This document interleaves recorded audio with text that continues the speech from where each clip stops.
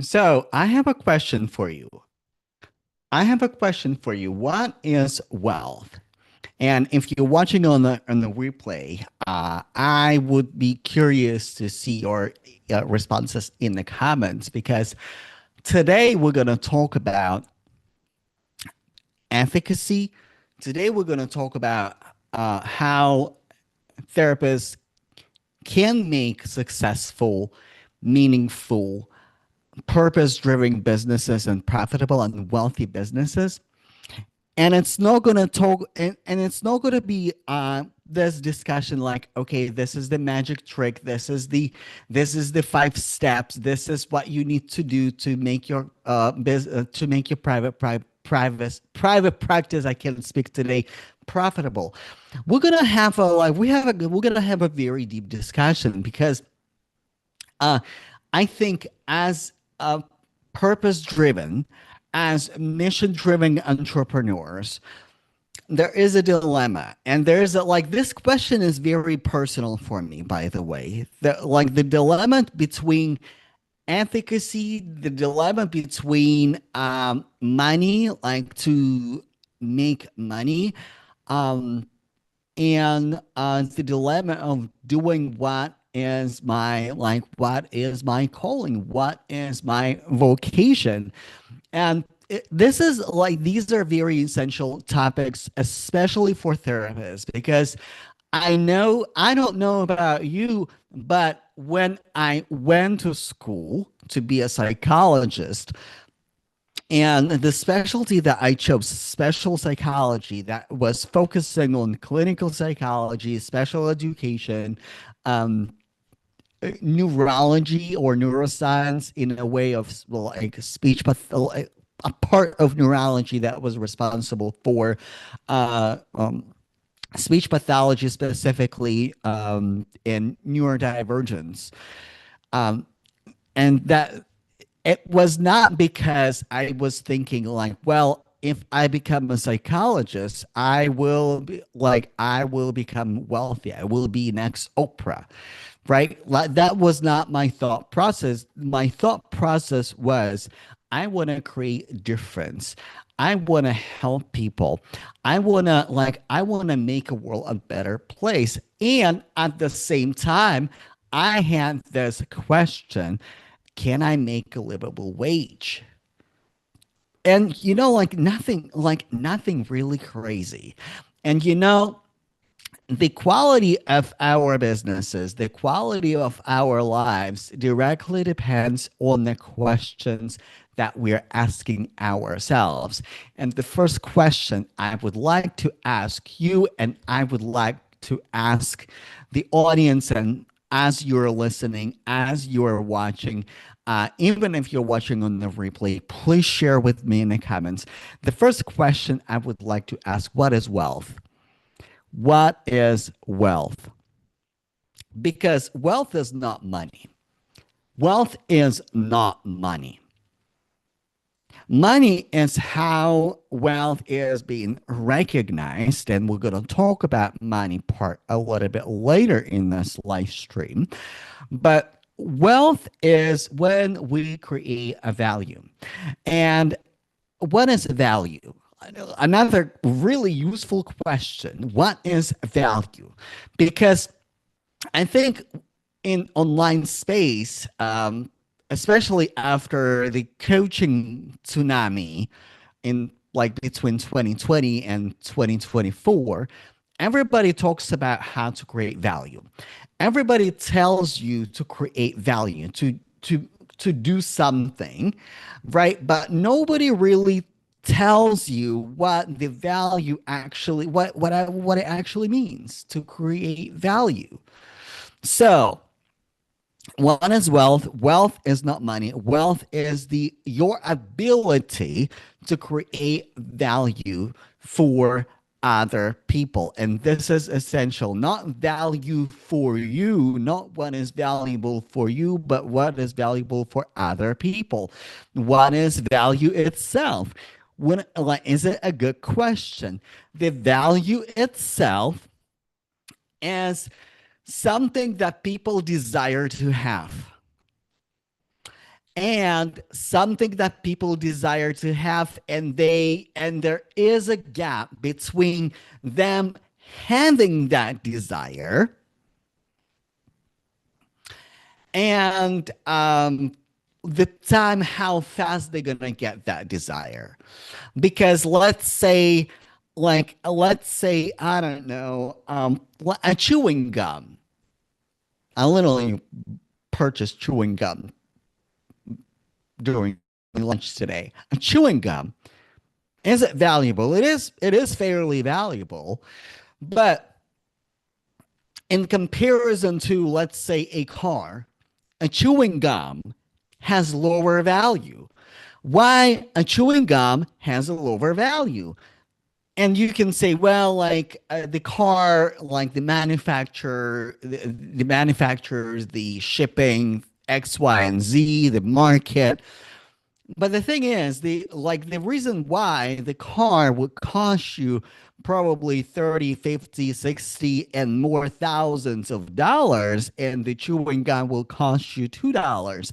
It's not because it's one item it requires more effort to make and the other doesn't. It really doesn't matter at the end of the day. And by the way, if you're a therapist and if you're listening to it and you think you're like, why, what it has to do everything with the therapy and private practice, stick with me. I'm going somewhere. So the value for a car is the gap. How fast I can get a car that I desire to have. And for vast majority of people, there are people who can buy a car every single day, like a chewing gum. But majority of people probably are not able to afford or not interested in purchasing a car at that speed. For majority of people, there's a gap.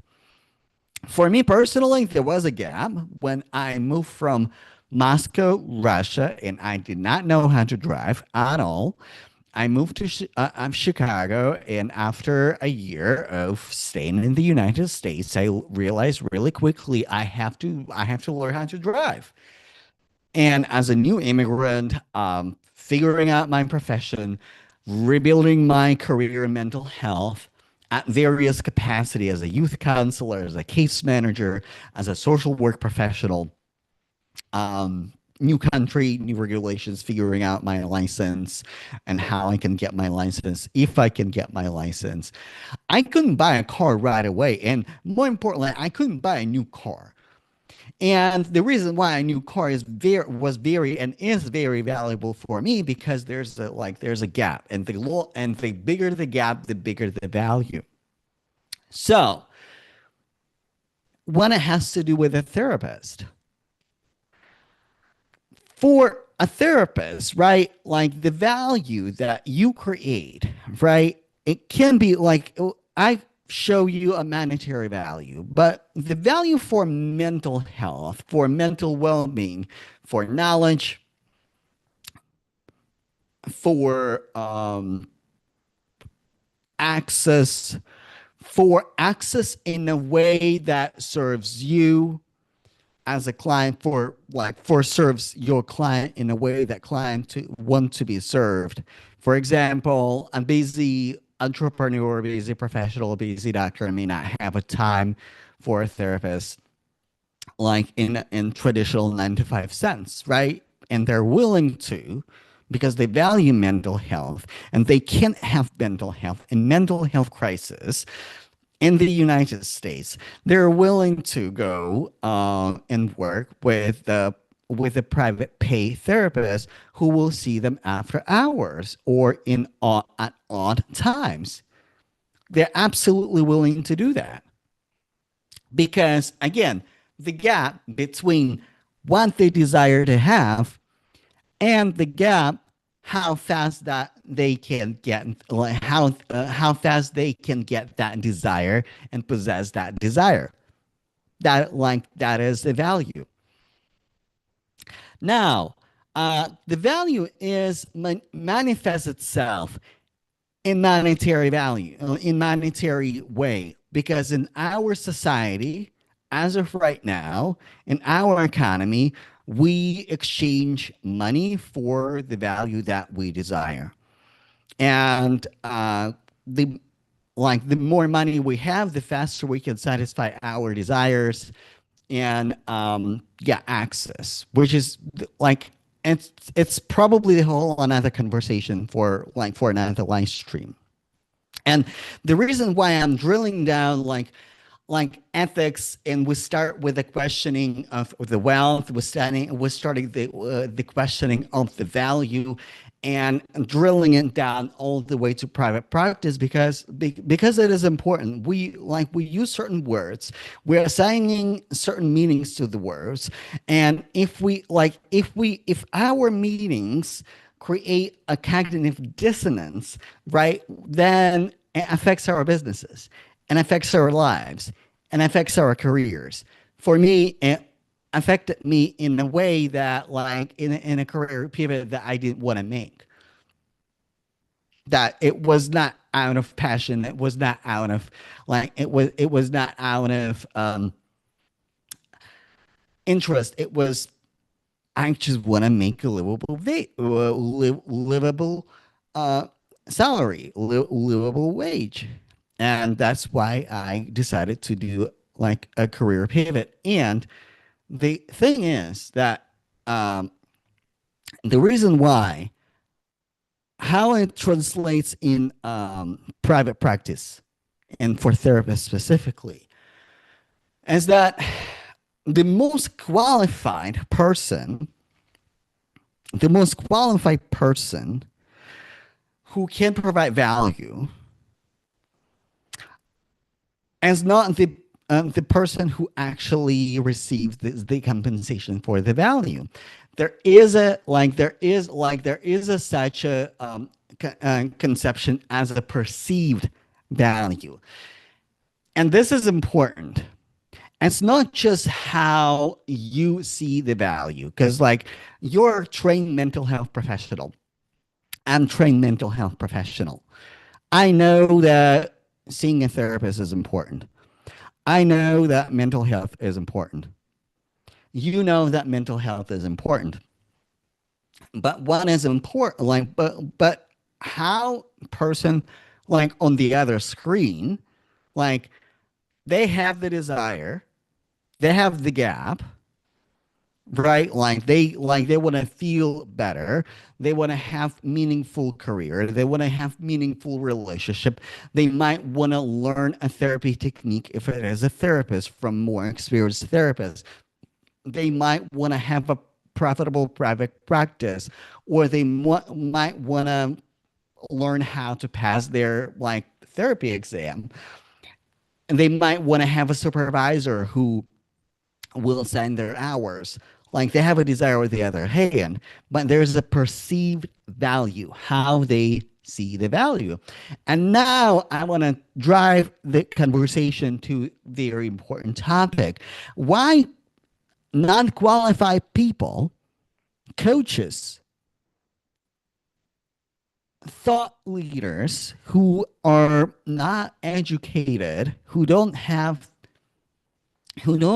the specialty in psychology, they receive wealth where they create so much value that people pay them, or a lot of people pay them to receive what they want, to feel better, even though they're not qualified, they're not psychologists, they're not professionals, they're not former clinicians, they've never been clinicians. They are whatever, lawyers, baristas, um, corporate baddies who was in corporate yesterday like an accountant, and now she is or he is a life coach focusing on trauma, and people paid thousands of dollars for a retreat or for silent retreat, and then they have psychosis on that retreat. And by the way, I had an interview on my YouTube channel with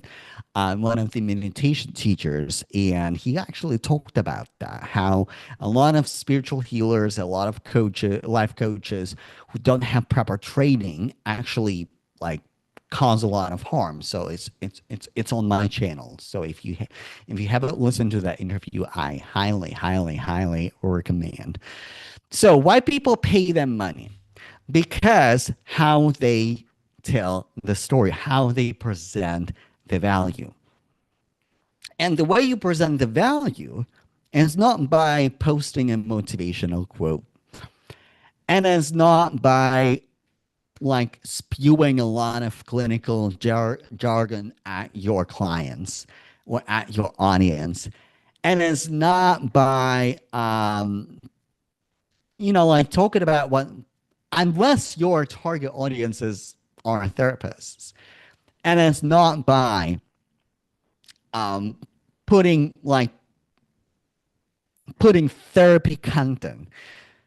The the way you can put perceive value is by talking what is important to your audience.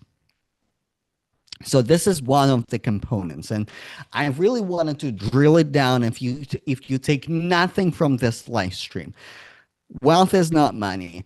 Money is how people recognize value, and there's a perceived value. People will pay money what they perceive to be valuable, not what is actually valuable. This is very important distinction.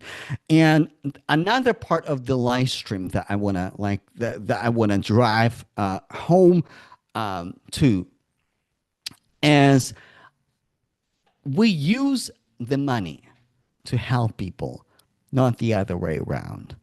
And we need more conscious entrepreneurs, conscious therapists, conscious clinicians to use money to help people and not the other way around. And I think it's the only way to fix broken, unhealthy, and toxic capitalist society.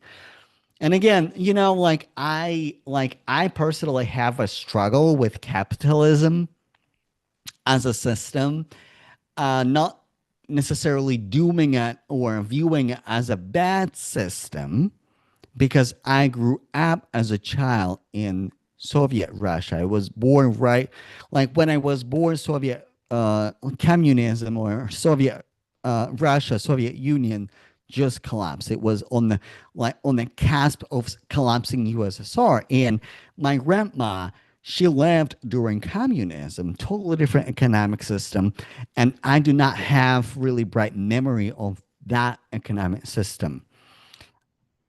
And, and it's probably another topic for another live stream.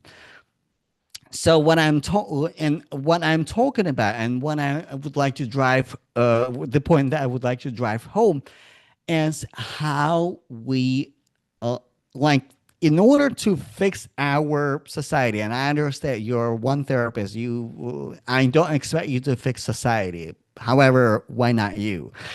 The uh, the way we can fix the society, and when we can create ethically money by providing ethically value and positioning as a person and finding a way to position our value as a perceived value so other people can see the value, other people can tap into the value, and that money that we accumulate from the people we can distribute to the society, the other people, create sliding scale, and create more difference in the world. And by the way, this is the concept that I would like that I'm driving more deeper into my podcast next week on Tuesday.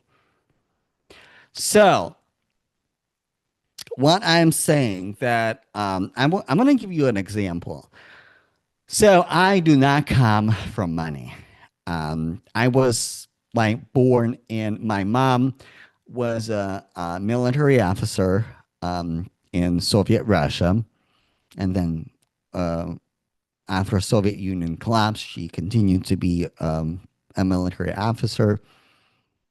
Uh, we Money was tight. I wouldn't call us poor, but money was tight, right? We couldn't really splurge, right? We couldn't really go out. We could really buy anything extra.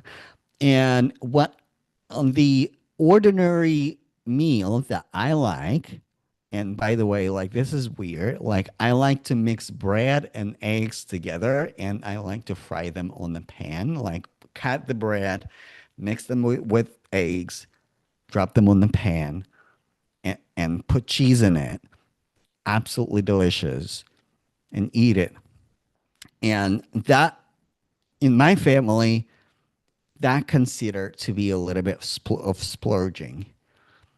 That considered a waste of money because, like, how can you waste bread and eggs every day? How can you eat three eggs every morning or every afternoon? So this is the concept that I'm driving home.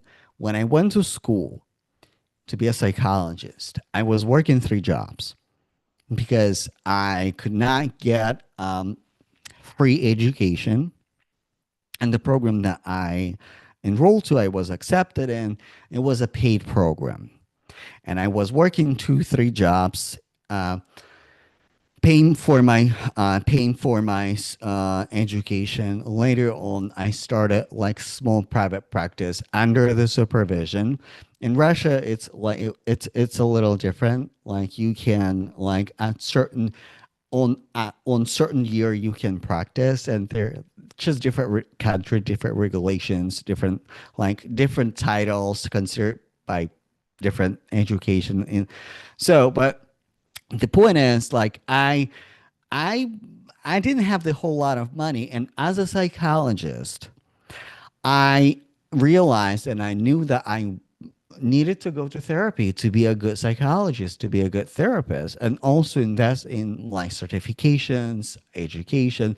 You know the drill. If you are a good therapist and if you care about your craft, you probably invest tons, like thousands of dollars, hundreds and thousands of dollars in your education, certification, fellowships, consult groups, like you name it. You invest in your education. I invested in my education as well. And my therapist, my psychologist, she was a Gestalt therapist. She was private pay only. And in Russia, it's a little different. Like, yes, you can go to mental health center and you can get therapy. But my therapist, she was private pay only. And I was like, holy shit, how can I pay that lady? And I wanted to be a Gestalt therapist. And I was in school. And I'm like, okay, I'm in school. I might as well go through a Gestalt therapy program. So when I graduate, I will be certified or close to being certified a Gestalt therapist.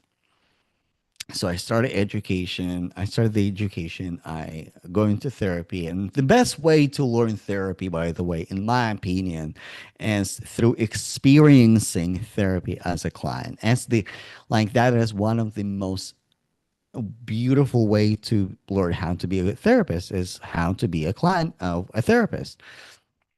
So I go to therapy, and my therapist is absolutely profitable, absolutely like wonderful therapist. She is working with entrepreneurs, local professionals, marketers, like you name it, like really cool group of people. And later she created a therapy group. I was a part of that therapy group. It was pre-qualification, pre-gestalt qualification therapy group. And that was just amazing. And uh, she was able to offer me sliding scale as a client because she was profitable, and because she was creating value for other people. But if she couldn't provide value for other people, if she was not profitable, if she was not wealthy therapist, and we know what wealth means right now, it's a valuable. If she was not a valuable therapist in her field, she would not be able to help me to become a therapist who later would make a difference in the world, who later would create a system, an approach for deaf people to use sign language in talk therapy and work with a very specialized group of people. If it was not, and I know it's like you don't really quite see it like that, like straightforward, but that is that is her impact of her successful, profitable, wealthy business.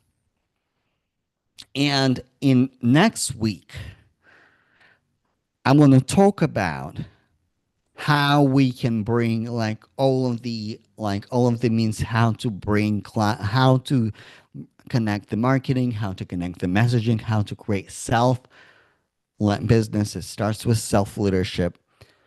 Self self-leadership equals self-led business. And that is why it is important for therapists to be profitable, to run profitable and wealthy businesses. And on Tuesday, I'm drilling down a little bit more on my podcast and I'm introducing the system, the tithing tier.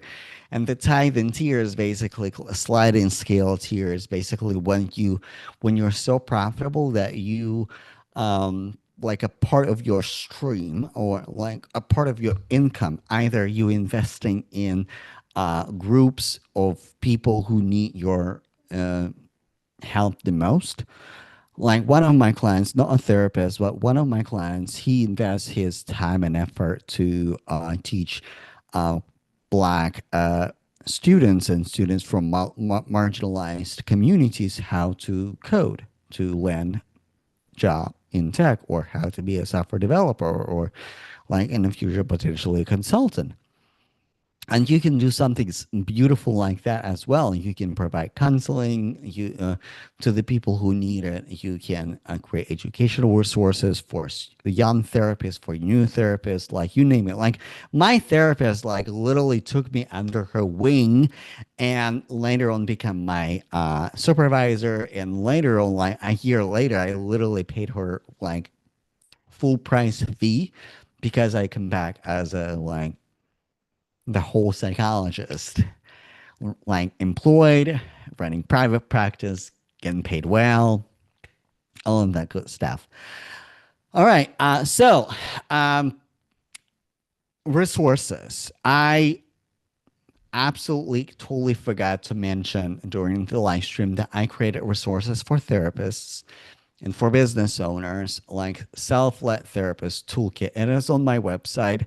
So if you just go to my bio, and if you look for like self-regulation resources or self-regulation, you will see a toolkit. It's 3 hypnosis recordings. And by the way, this is the first time I was doing hypnosis recordings, and you can grab them today or like whenever you check it out. So yeah, let me know as you're listening to hypnosis recordings, let me know how it resonates. So the first hypnosis recording is about unleashing or like embodying the energy of self, calm, curiosity, creativity, connectedness, courage, and identifying a part of you that needs your attention right here, right now. The second recording is about enhancing any skill that you like, that you need by enhancing neural connections that like the skill that you already learned in the past, you can enhance that connection. And I'm using techniques from ego states therapy and hypnosis. Super powerful. I mean, super powerful. An example that I can actually provide.